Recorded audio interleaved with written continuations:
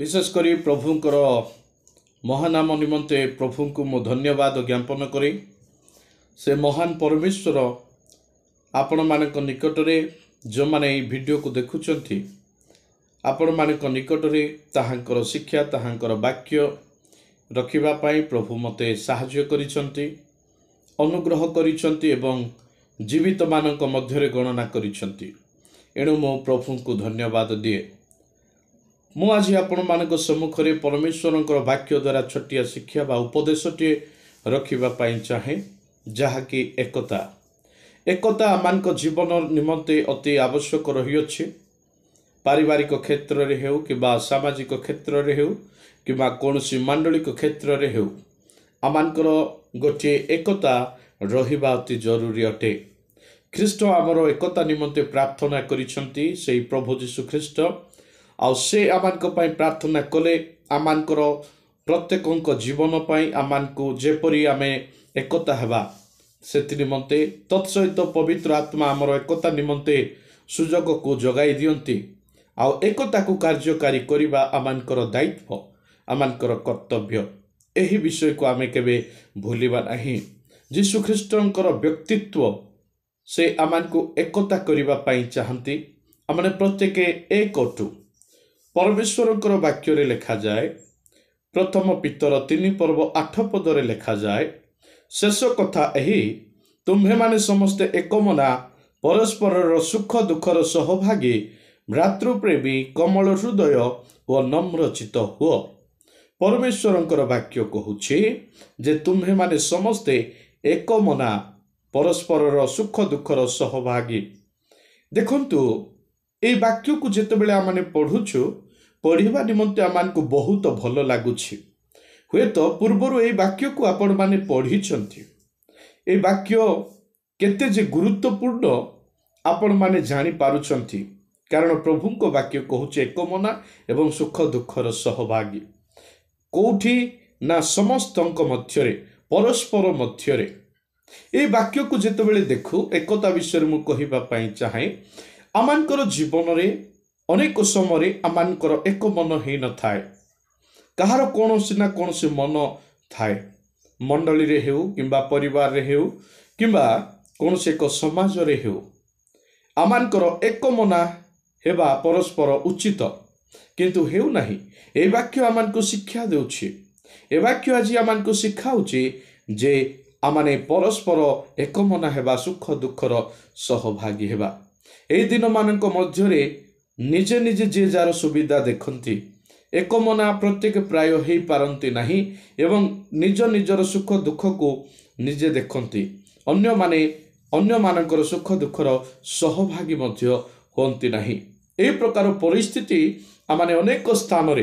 अल्प आमाने देखिबा को पाई थाउ।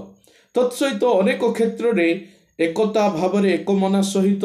एवं परस्पर सुख दुखर सहभागी विषय रे आमाने देखिबा को पाई थाउ। उत्तम कोण ताहा आपण माने एवं मु मध्य जानिछु जे आमानकर जीवन रे परमेश्वरंकर वाक्य अनुसार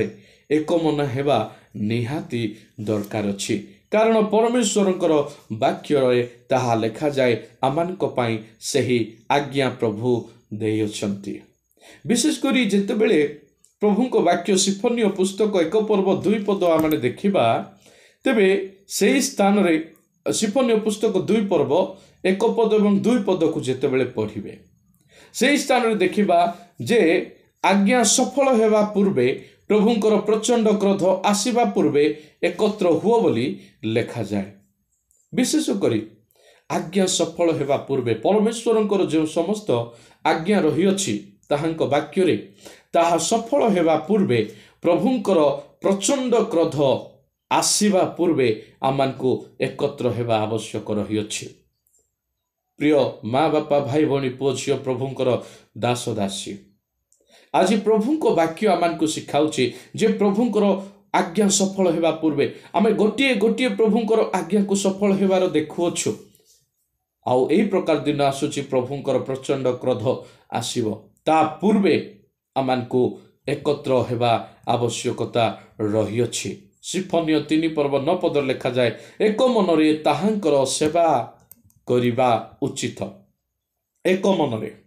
प्रभुंकर सेवा करने उचित तार रहस्य कौन आपण माने तल उपर पद जदि पढ़िबे सिफोनियो रे ताहा आपण माने जानि पारिबे किंतु मु कहिबा पई चाहे परमेश्वरंकर वाक्य जहा मान को सिखाउची एक मना हेबा पई परस्पर मध्यरे आमे एक मना हेबा शैतान से चाहिबो विशृंखला करिबा पई कहारो भी मन न मिसु यह शैतान चाहिबो किंतु प्रभुंकर इच्छा आउ सेही प्रभु चाहुचंती आमाने परस्पर प्रति एक मना हेबा मु ए वाक्य आपण मानको सम्मुखरे उपदेश भावरे काहीकि रखुची ना एकतार फल रही अछि जो माने एकता हेबे एक मना हेबे से मानको पाई परमेश्वर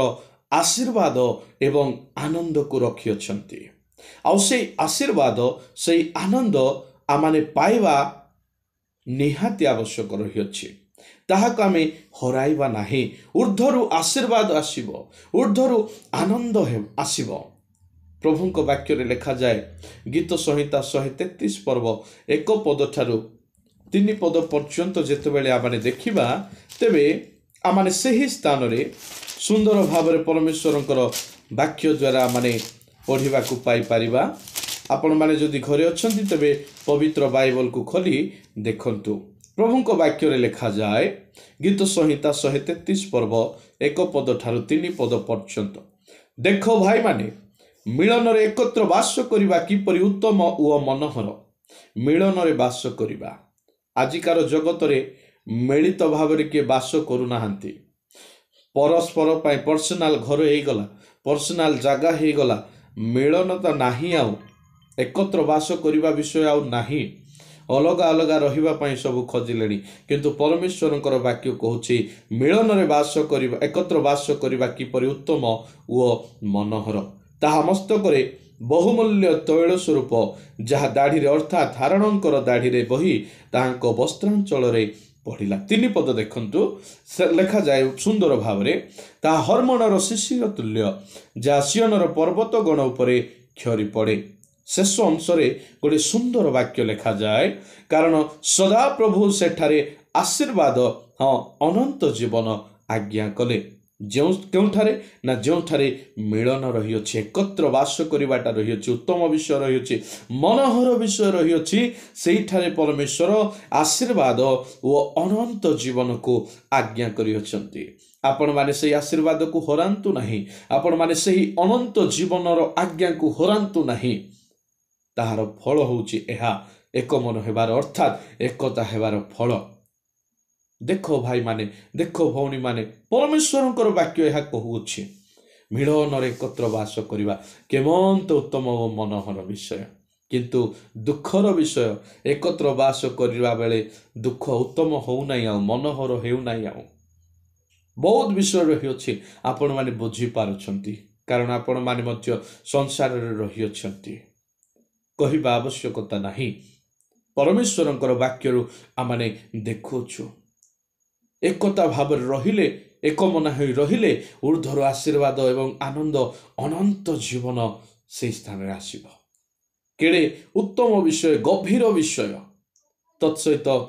एक मना रहिले एकता भाव रहिले आत्मिकता बल आसीबो आत्मिकता उष्मता आसीबो मांडलिक क्षेत्र रे आज आमानको एकत्र एक मना हेबा आवश्यक रही अछि काहेकि ना आत्मिकतार बल रे वृद्धि हेबार अछि एवं आत्मिकतार उष्मता आसीबार रही अछि प्रभुंक वाक्य रे जदि देखिउ उपदेशक 4 पर्व 9 पदरु 12 पद पर्यंत से स्थान रे 2 जण व्यक्ति को कथा लिखा जाए 2 जण एकत्र शयन कले उष्म हुंती मिसिके एकत्र पुणी त्रिगुण रज्जु शीघ्र छिंडी जाए नाही एणु आमानकु एक मना हेबाकू पड़िबो एकता रहिबाकू पड़िबो एणु आमानक जीवन रे प्रभु चाहुचंती जे आमे समस्ते एक मन हेबा ताहांकर आशीर्वाद को मध्य आमने पाइबा देखंतु गोटे विश्वजनीन प्रभाव पकेइबार अछि एकता हेकरी आउ परमेश्वरंकर वाक्य रे एई वाक्य जहा आमान को देइछंती प्रभु स्वयंभू श्री जीशु निजे से प्रार्थना करूछंती से प्रार्थना करूछंती जोहन 17 पर्व କୋଡ଼ିଏ ପଦ ଏବଂ 21 ପଦ ଶେଷ ପଦ ମୁଁ ପଢ଼ି ସମାପ୍ତ କରିବା ପାଇଁ ଚାହେଁ। ଜହନ ଲିଖିତ ସୁସମାଚାର 17 ପର୍ବ 20 ପଦ ଏବଂ 21 ପଦ ଯେତେବେଳେ ଆମେ ପଢ଼ୁ, ପ୍ରଭୁଙ୍କ ବାକ୍ୟରେ ସୁନ୍ଦର ଭାବରେ ଲେଖାଯାଏ, ମୁଁ କେବଳ ଏମାନଙ୍କ ନିମନ୍ତେ ପ୍ରାର୍ଥନା କରୁନାହିଁ, ମାତ୍ର ଏମାନଙ୍କ ବାକ୍ୟ ଦ୍ୱାରା ଯେଉଁମାନେ ମୋ ଠାରେ ବିଶ୍ୱାସ କରନ୍ତି ସେମାନଙ୍କ ନିମନ୍ତେ ସୁଦ୍ଧା ପ୍ରାର୍ଥନା କରୁଅଛି, ଯେପରି ସେମାନେ ସମସ୍ତେ ଏକ ହୁଅନ୍ତି। ପ୍ରଭୁ ପ୍ରାର୍ଥନା କରୁଛନ୍ତି ଯୀଶୁ ଆମମାନଙ୍କ ପାଇଁ, ଆମମାନଙ୍କ ଦ୍ୱାରା, ଆମମାନଙ୍କ ମୁଖରୁ ବାହାରୁଥିବା ବାକ୍ୟ ଦ୍ୱାରା ଯେଉଁମାନେ ପ୍ରଭୁଙ୍କ ନିକଟକୁ ଆସନ୍ତି, ପ୍ରଭୁଙ୍କୁ ବିଶ୍ୱାସ କରନ୍ତି, ସେମାନଙ୍କ ପାଇଁ ବି ପ୍ରଭୁ ପ୍ରାର୍ଥନା କରିଛନ୍ତି ଯେ ସମସ୍ତେ ଏକ ହୁଅନ୍ତି। ହେ ପିତା, ତୁମେ ଯେ ପ୍ରକାରେ ମୋ ଠାରେ ଅଛ ଓ ମୁଁ ତୁମ୍ଭଠାରେ ଅଛି, ସେମାନେ ମଧ୍ୟ ସେ ପ୍ରକାରେ ଆମ୍ଭମାନଙ୍କ ଠାରେ ରହନ୍ତି, ଯେପରି ତୁମ୍ଭେ ମୋତେ ପ୍ରେରଣ କଲ ବୋଲି ଜଗତ ବିଶ୍ୱାସ କରେ। ଆଜି ଆମମାନଙ୍କର ଏକତା, ଏକ ମନ ହେବା ନିହାତି ଜରୁରୀ, କାରଣ ପ୍ରଭୁ ଯୀଶୁ ସ୍ୱୟଂଭୂ ସେ ପିତାଙ୍କ ନିକଟରେ ପ୍ରାର୍ଥନା କରି କହିଲେ, ପ୍ରଭୁ ଏମାନେ ଏକତ୍ର ହୁଅନ୍ତୁ, ଏମାନଙ୍କ ମଧ୍ୟରେ ସମସ୍ତେ ଏକ ହୁଅନ୍ତୁ। ଏମାନଙ୍କ ମୁଖ ଦ୍ୱାରା ବାହାରିବା ବାକ୍ୟ ଦ୍ୱାରା ଯେଉଁମାନେ ମୋ ଠାରେ ବିଶ୍ୱାସ କରନ୍ତି, ଆଜି ହୁଏତ ଯାହାକୁ ପ୍ରଭୁ କହିଥିଲେ ସେମାନେ ଆମେ ନ ହେଇପାରୁ, କିନ୍ତୁ ସେଇ ବାକ୍ୟ ଦ୍ୱାରା ଆମେ ପ୍ରଭୁଙ୍କୁ ବିଶ୍ୱାସ କରୁଛୁ। ଆମମାନଙ୍କ ପାଇଁ ମଧ୍ୟ ଏଇଠି ଲେଖାଯାଏ, ଆମେ ମଧ୍ୟ ଜଡ଼ିତ ଅଛୁ ଯେ ଯୀଶୁ ଆମ ପାଇଁ ପ୍ରାର୍ଥନା କରିଛନ୍ତି। ତାଠାରୁ ବଡ଼ ବିଷୟ କିଛି ନାହିଁ। ଆମ ପାଇଁ ଜୀବନ ବି ଦେଇଛନ୍ତି, ଆମ ପାଇଁ ପିତାଙ୍କ ନିକଟରେ ପ୍ରାର୍ଥନା ବି କରିଛନ୍ତି। ଆମେ ସମସ୍ତେ ଯେପରି ଏକତା ଭାବରେ ରହିବା। ମନେ ରଖନ୍ତୁ, ପ୍ରଭୁ ଯୀଶୁ ଖ୍ରୀଷ୍ଟଙ୍କର ପ୍ରାର୍ଥନା ବୃଥାରେ ଯିବ ନାହିଁ। ଆପଣମାନେ ଏକମନା ହୁଅନ୍ତୁ, ମିଳନରେ ବାସ କରନ୍ତୁ, ଆଶୀର୍ବାଦକୁ ପାଆନ୍ତୁ, ଅନନ୍ତ ଜୀବନକୁ ପାଆନ୍ତୁ, ସେହି ଆନନ୍ଦକୁ ପାଆନ୍ତୁ। ଏକତା ହେଇ ବୃଦ୍ଧି ହୁଅନ୍ତୁ। ଆପଣଙ୍କ ପରିବାରରେ, ଆପଣଙ୍କ ମଣ୍ଡଳୀରେ ଏବଂ ଆପଣମାନଙ୍କର ସମାଜରେ ଏକତାକୁ ବଜାୟ ରଖନ୍ତୁ ଏବଂ ଦିନ ପ୍ରତିଦିନ ବର୍ଦ୍ଧିଷ୍ଣୁ ହୁଅନ୍ତୁ। ମୁଁ ବିଶ୍ୱାସ କରେ ଏହି ଛୋଟିଆ ବାକ୍ୟ ଉପଦେଶ ଦ୍ୱାରା ଆପଣମାନେ ଆଶୀର୍ବାଦ ପାଇଛନ୍ତି। ଏଣୁ ପ୍ରଭୁ ଆହୁରି ମଧ୍ୟ ଆଶୀର୍ବାଦରେ ବୃଦ୍ଧି କରି ବର୍ଦ୍ଧିଷ୍ଣୁ କରି ଏକତା ଆପଣମାନଙ୍କ ଜୀବନରେ ଦିଅନ୍ତୁ। ଗଡ୍ ବ୍ଲେସ୍ ୟୁ। ପ୍ରେଜ୍ ଦ ଲର୍ଡ।